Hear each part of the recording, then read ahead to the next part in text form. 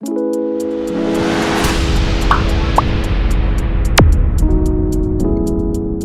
बच्चों, कैसे हैं आप लोग। उम्मीद है आप सब बहुत अच्छे होंगे। तो चलिए शुरू करते हैं हमारा सबसे इजी, सबसे इंटरेस्टिंग और सबसे मज़ेदार पार्ट।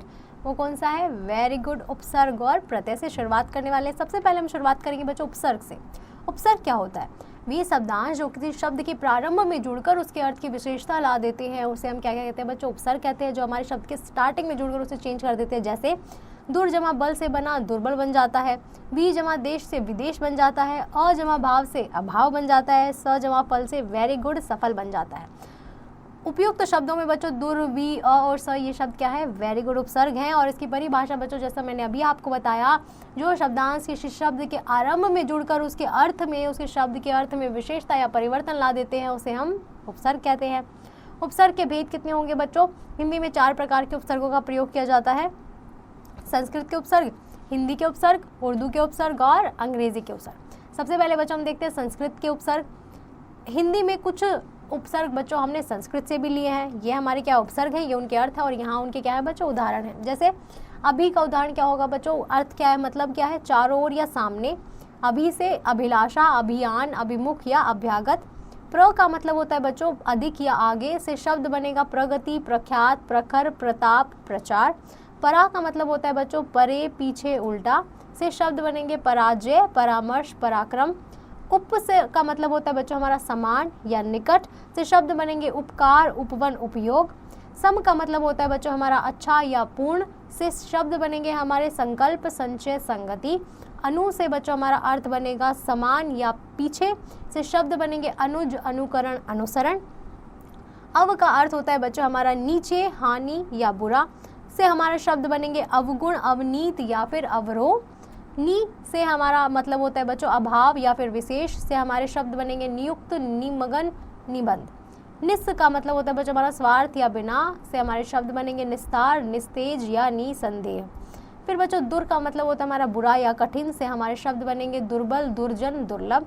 प्रति का मतलब होता है बच्चों हमारा हर एक, सामने। से हमारे शब्द बनेंगे प्रतिकूल, प्रत्यागम या प्रत्युपकार। आ से बच्चों हमारे शब्द बनेंगे अपनी ओर या फिर बलपूर्वक। से हमारे शब्द बनेंगे आकर्षण, आदान, आवरण।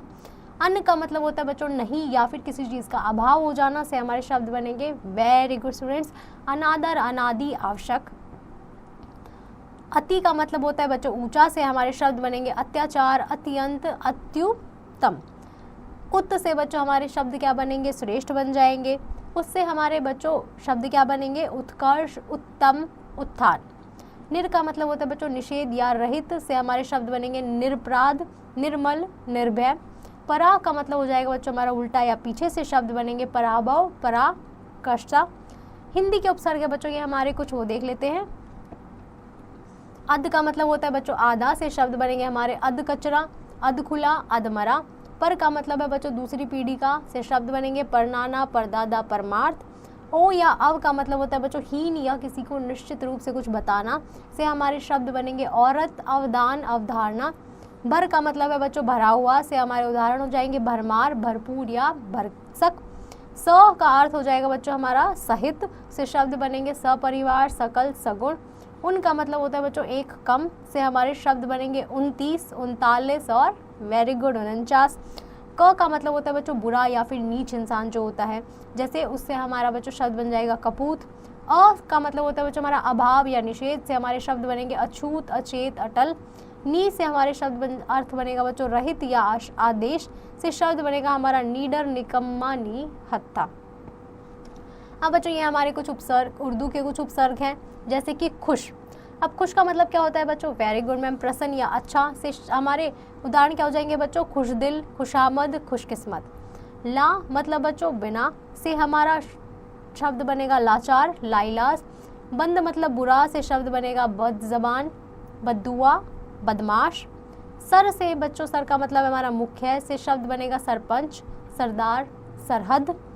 ना से हमारा शब्द बनेगा बच्चों नहीं या निषेध। से हमारे शब्द बनेंगे ना समझ, ना पसंद, नादान। हम से हमारा शब्द बनेगा बच्चों अर्थ बनेगा समान या साथ। से शब्द बनेंगे हम सफ़र, हमराज या हमदर्द। गैर का मतलब हो जाएगा बच्चों अलग या भिन्न। से हमारे शब्द बनेंगे गैर कानूनी, गैर हाजिरी। अब बच्चों ये हमारे कुछ अंग्रेजी के उपसर्ग आ जाते हैं, ये देख लेते हैं। सब, अब बच्चों सब का मतलब क्या होगा आपका, अप या छोटा से शब्द बनेगा सब जज, sub inspector, sub division. Vice मतलब छोटा से हमारा बन जाएगा vice chancellor, vice president. Deputy का मतलब छोटा से शब्द बनेंगे deputy collector, deputy inspector. Head मतलब बच्चों प्रधान जो होते हैं से शब्द बनेगा head master, head clerk. Half मतलब आधा। अब हाफ से हमारे क्या हो सकता है बच्चों, half pant, half shirt. Chief मतलब कोई मुख्य के बारे में बात हो रही है बच्चों, से हमारे शब्द क्या बन जाएंगे, chief minister, chief secretary. Assistant मतलब बच्चों किसी का जो सहायक होता है, उसे हम शब्द क्या बनेंगे बच्चों, असिस्टेंट टीचर, असिस्टेंट मैनेजर।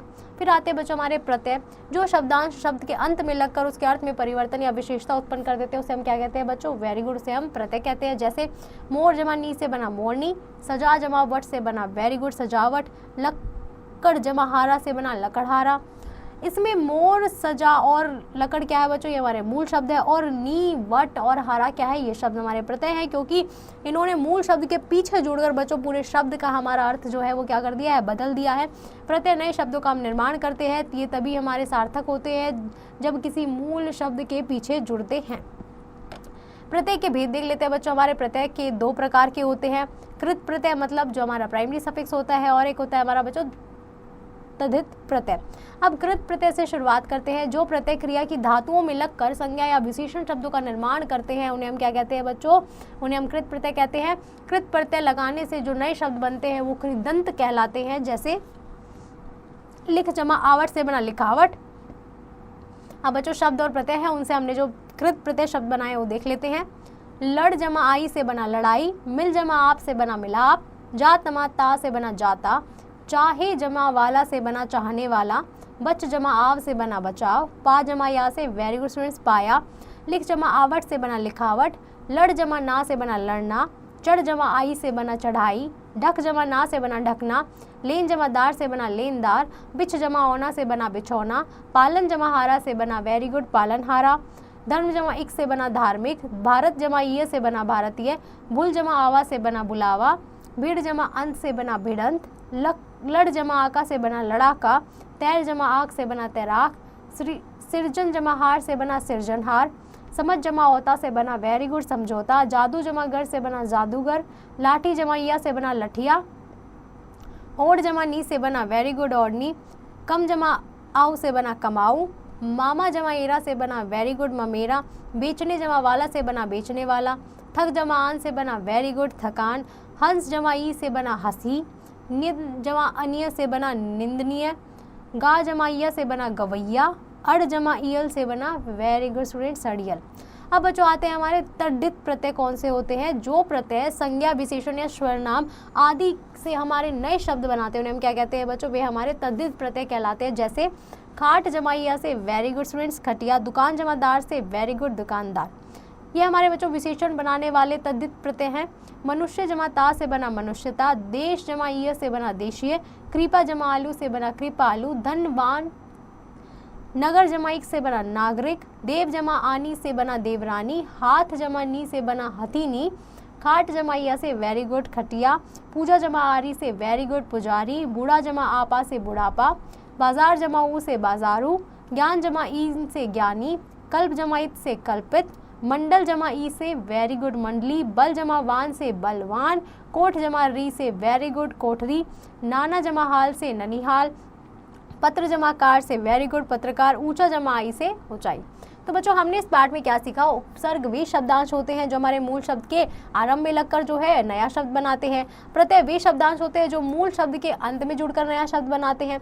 उपसर्ग कितने प्रकार के होते हैं, वेरी गुड मैम 4 प्रकार के होते हैं। कौन कौन से बच्चों, very good ma'am Sanskrit, Hindi, Urdu और अंग्रेजी। और प्रत्यय वेरी गुड मैम 2 प्रकार के होते हैं। कौन कौन से बच्चों, वेरी गुड मैम कृत प्रत्यय और तद्धित प्रत्यय। उम्मीद है आपको ये पाठ बहुत अच्छे से समझ आया होगा। अब आप घर पर इसका बहुत अच्छे से अभ्यास कीजिए और इन प्रश्नों को हल करना बिल्कुल मत भूलिए।